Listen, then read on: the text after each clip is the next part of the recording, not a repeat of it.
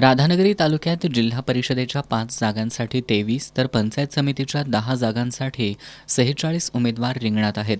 जिल्हा परिषद गटांपैकी 2 ठिकाणी चौरंगी, एका ठिकाणी तिरंगी, एका ठिकाणी पंचरंगी तर एका गटात बहुरंगी लढत होतीये. पंचायत समितीच्या 10 गणांपैकी 4 गणात चौरंगी, 6 गणात पंचरंगी लढत होणार आहे. महायुती न झाल्यानं राधानगरी तालुक्यात भाजप आणि शिंदे शिवसेना स्वतंत्रपणे मैदानात उतरल्यात, तर दुसरीकडं महाविकास आघाडीतील काँग्रेसला ए.वाय. पाटील गट आणि मित्रपक्षांचा पाठिंबा मिळाल्यानं काँग्रेसची आघाडी तुलनेनं सक्षम झाल्याचं चित्र आहे. मात्र अधिकृत महाविकास आघाडी न झाल्यानं लढती अधिकच अटीतटीच्या ठरणार आहेत. तालुक्यात काँग्रेसचे नेतृत्व तालुका अध्यक्ष हिंदूराव चौगले, जिल्हा बँकेचे संचालक ए.वाय. पाटील आणि ए.डी. पाटील करतायत.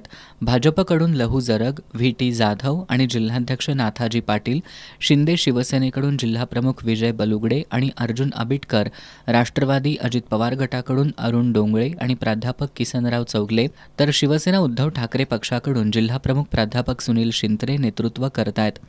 राधानगरी जिल्हा परिषद गटात काँग्रेस, भाजप, शिंदे शिवसेना आणि राष्ट्रवादी अजित पवार गट यांच्यात चौरंगी लढत होतीये. एकूणच राधानगरी तालुक्यात जिल्हा परिषद आणि पंचायत समिती निवडणूक अत्यंत चुरशीनं ठरणार आहे.